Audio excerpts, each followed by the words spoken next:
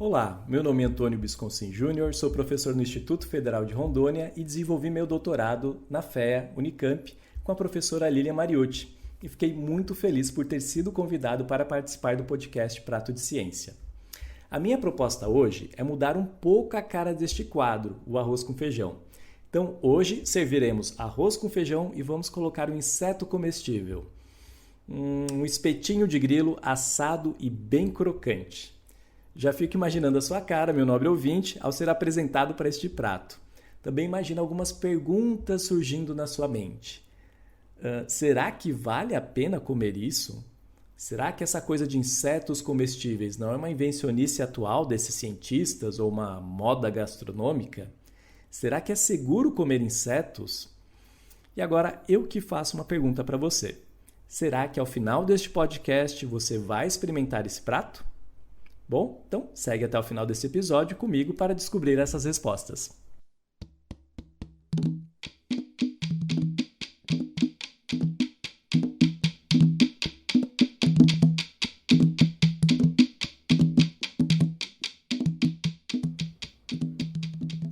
Arroz com feijão.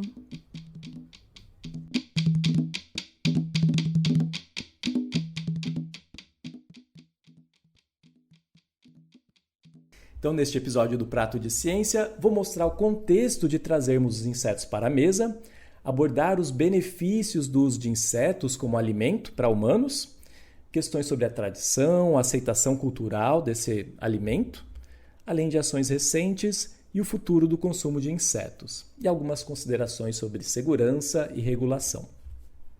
Bom, antes de começar a falar sobre insetos, preciso mencionar o seguinte. Quando eu nasci, lá em 1985, a população mundial era de um pouco menos de 5 bilhões. Atualmente, estou com 38 anos e vivo num mundo com 8 bilhões de pessoas. Aumentou muito o tamanho da população. E em 2050, quando eu tiver 65 anos, já vou estar me sentindo um pouco mais velho, pensando em aposentadoria e convivendo com quase 10 bilhões de pessoas no planeta. Então, durante o tempo da minha vida aqui na Terra, eu vou ver a população mundial dobrar.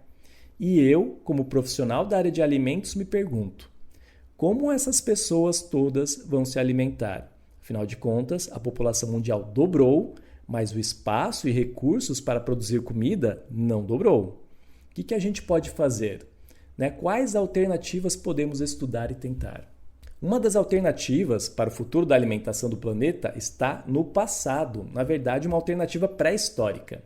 A prática de comer insetos, a entomofagia, é um comportamento pré-histórico da humanidade, que vem inclusive antes da nossa própria espécie, Homo sapiens. Então a gente pode observar esse comportamento em alguns primatas, algumas espécies de primatas. E além disso, diversas evidências confirmam que a entomofagia esteve presente durante boa parte da história da humanidade. Então, uma dessas evidências são fezes fossilizadas de humanos encontradas na cavernas do México e dos Estados Unidos, que continham formigas, larvas de besouro e cupins. Essas fezes fossilizadas elas datavam de aproximadamente 10 mil anos antes de Cristo. Temos hieróglifos egípcios, que mostram o consumo de larvas e pulpa de abelhas, e esses hieróglifos são estimados em 9 mil anos antes de Cristo. Ainda Aristóteles, o famoso pensador Aristóteles, em seu livro Historia Animalium, escrito por volta de 350 a.C., fez uma referência à entomofagia. Nesse livro ele mencionava que as cigarras eram consideradas iguarias na época e na região, e as fêmeas apresentavam um sabor superior aos machos. Então comer insetos não é uma invencionice ou moda atual, mas sim um comportamento pré-histórico. Mas será que esses antigos humanos sabiam o que estavam fazendo? Será que existem motivos de voltar a comer insetos? Bom, aqui eu vou trazer dois principais motivos. O primeiro, composição nutricional. Segundo, questões de sustentabilidade. Então, começando com composição nutricional. Os insetos eles têm alto teor de proteína e essa proteína é de alta qualidade. Então, em base seca, ou seja, descontando a água natural do inseto, a concentração de proteínas pode variar de 40% até 60%, sendo que essa proteína é de alta qualidade, pois contém todos os aminoácidos essenciais. Então, esses valores de proteína eles são muito próximos do que encontramos para fontes convencionais de proteína na nossa alimentação, né? Como ovo de galinha, carne bovina. E além da proteína, os insetos eles são muito ricos em lipídios e fibras. Então, a concentração de lipídios pode variar de 30% a 50%, e esses lipídios têm um perfil rico em ácidos graxos mono e poliinsaturados. Então, monoinsaturados como ácido oleico e poliinsaturados como ácido linoleico. E as fibras que existem nos insetos costumam variar de 2% a 8%, sendo que a fibra predominante é a quitina, que é uma fibra insolúvel que compõe o exoesqueleto dos insetos. Então, quando a gente pisa em um inseto, como uma barata, e ouve aquele clássico crack, aquilo lá é o exoesqueleto do inseto rico em quitina que você está quebrando quando pisou na baratinha. Bom, mas você também pode perguntar para mim o motivo de tanta variação nos teores de proteína, lipídios e fibras entre os insetos. Afinal de contas, inseto não é tudo igual? Não é bem assim, Inseto não é tudo igual. Assim como mamíferos não são todos iguais. Então, assim como temos diferenças de composição entre carne de boi, de porco, de coelho, que são todos mamíferos comestíveis, também temos diferenças de composição entre formigas, grilos, besouros e cupins. Além dessa diferença que existe na composição dos insetos pelo fator espécie, também temos o fator de estágio de desenvolvimento da vida de um inseto. Então, alguns insetos eles passam por 4 fases de desenvolvimento. Então, a primeira é ovo, depois larva, pupa e fase adulta. Então, quando o inseto está na fase de larva, ele é reconhecido por conter mais lipídio do que a fase adulta, pois é uma fase da vida do inseto que está acumulando energia para se preparar para realizar a metamorfose e se transformar na fase adulta. Igual a borboleta, que tem a lagarta, que come bastante, cresce, forma o casulo e depois vira a borboleta. E por sua vez, a fase adulta, a fase final, costuma ter mais proteína do que lipídios. Bom, agora falando do segundo motivo para consumirmos os insetos, sustentabilidade. É lógico que a ideia não é sair por aí coletando insetos na natureza ou na cidade. Existem vários motivos para a gente não sair coletando insetos por aí para comer. Primeiro, porque iríamos criar um desequilíbrio ecológico predando insetos na natureza. E segundo, insetos criados em ambientes que não são controlados, a cidade, a natureza, plantações, eles podem conter micro-organismos ou substâncias que causem doenças. Então, por isso, a ideia é fazer criações de insetos e assim como fazemos com a pecuária tradicional.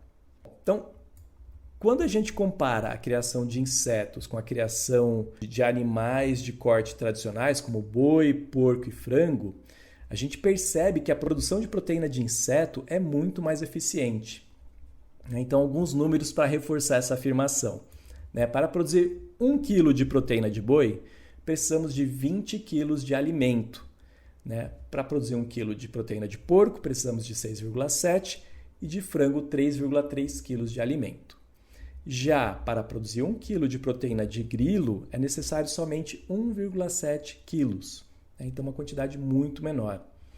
Agora, quando falamos no volume de água para produzir 1 kg de proteína, para o boi precisamos de aproximadamente 1.500 litros, porco 600 litros, frango 360 e para o grilo apenas 1 litro.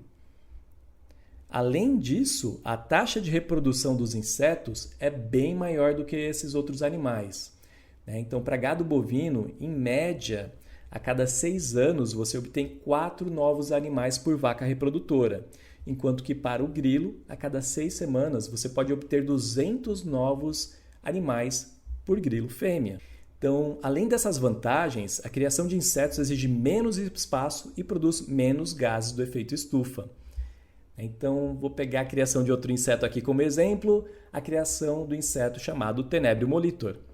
Para produzir 1 kg de proteína da larva de tenébrio é necessário 18 metros quadrados, enquanto que para frango, 51 metros quadrados, porco 63 e boi precisa de 254 metros quadrados.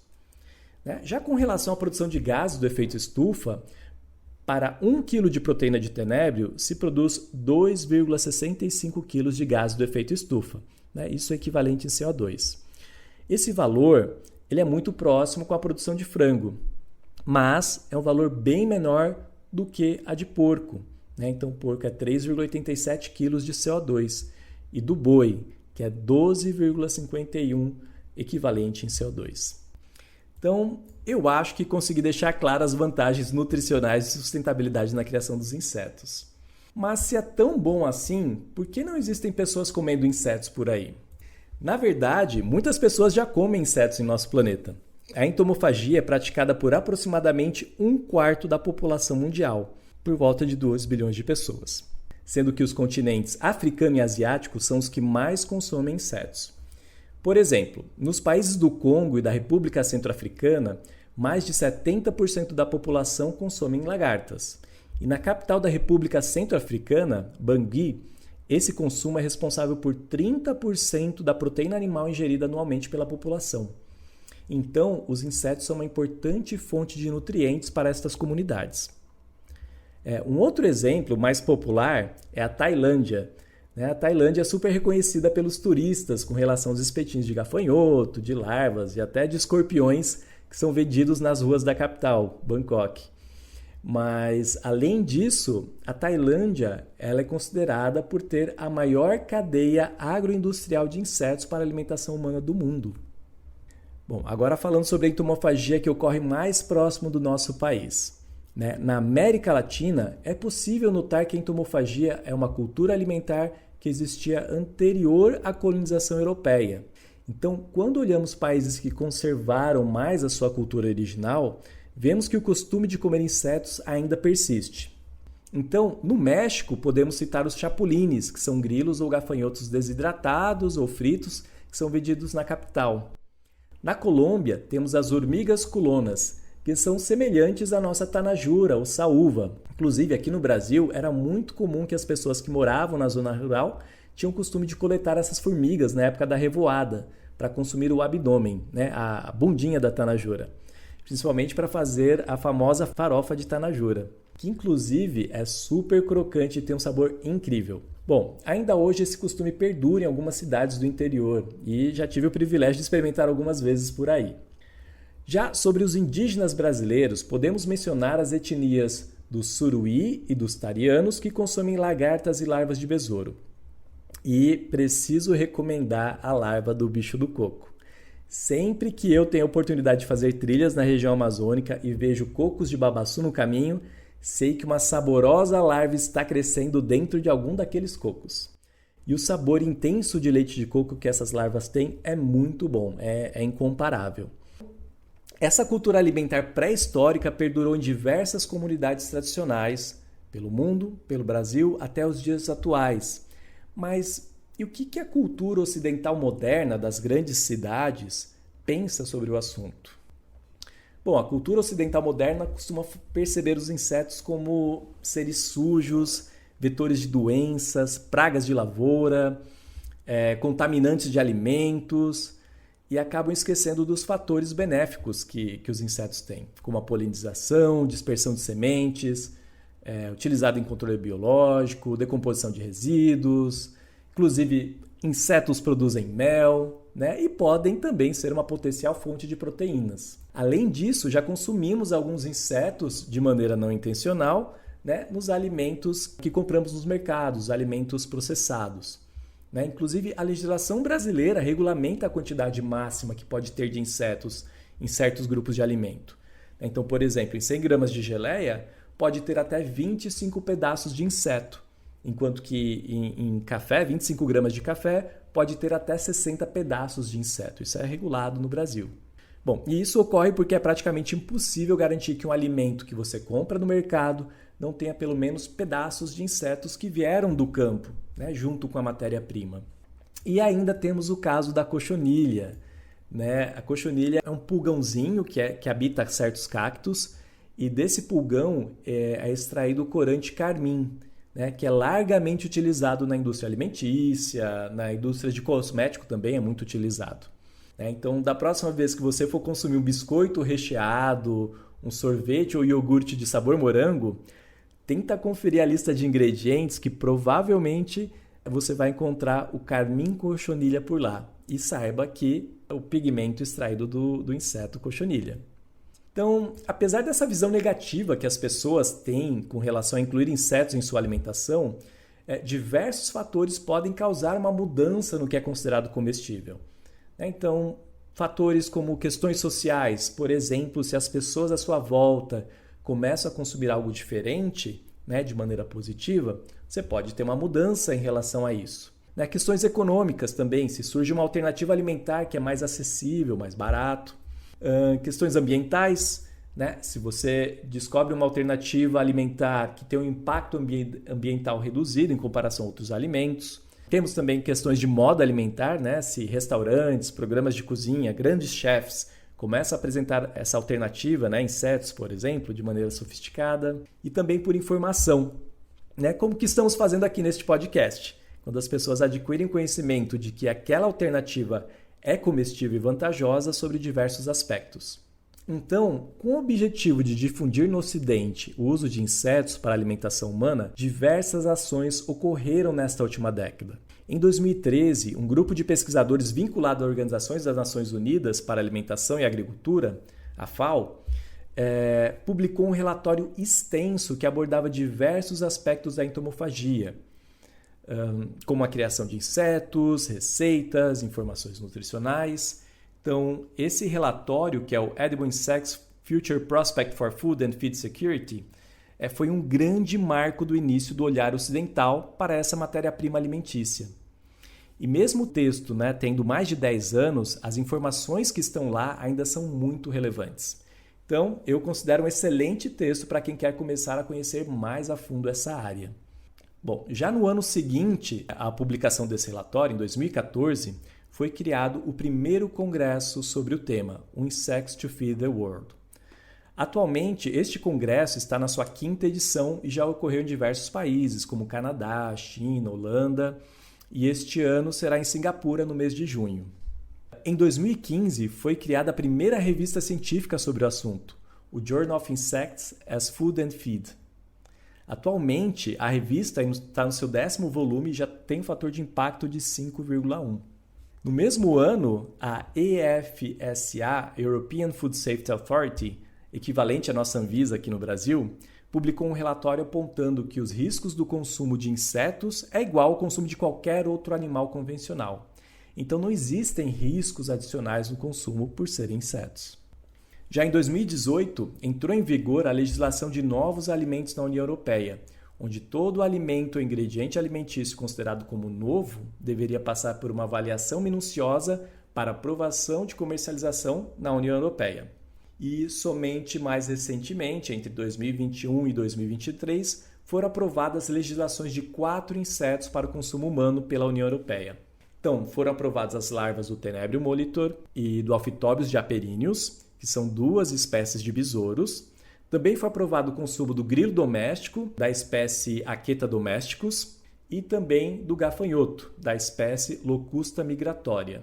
Já quando a gente analisa a maioria dos países anglo-saxões, como é que eles enxergam, como é que eles consideram os insetos, a visão deles é que não é um novo alimento.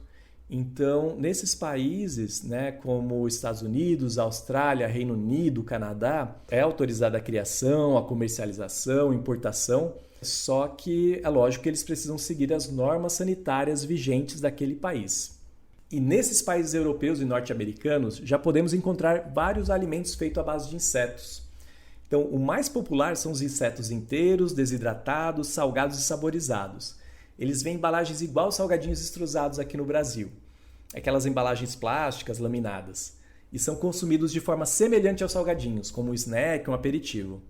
Também é possível encontrar alimentos como macarrão, biscoito, tortilha, que adicionam insetos desidratados e moídos, então adicionam um pó de inseto, e assim esses alimentos eles ganham um teor de proteína maior por causa da adição dos insetos.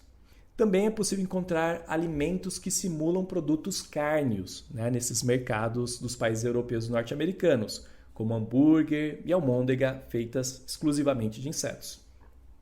Bom, e o Brasil? Como está o nosso cenário nessa discussão de insetos comestíveis? Bom, com relação ao Brasil, ainda estamos nas fases iniciais para estabelecer a cadeia produtiva e de consumo de insetos.